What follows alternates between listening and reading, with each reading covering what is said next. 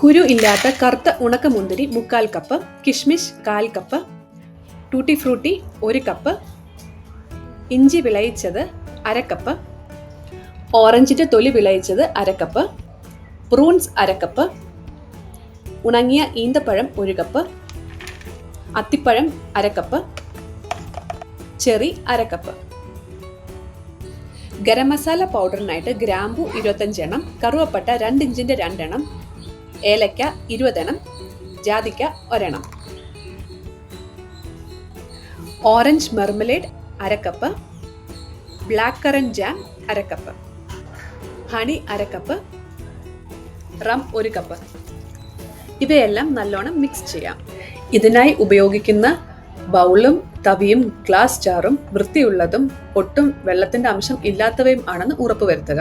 Air tight ആയ ജാറിലിട്ട് ഇരുണ്ട സ്ഥലത്ത് ഇത് സൂക്ഷിക്കാം.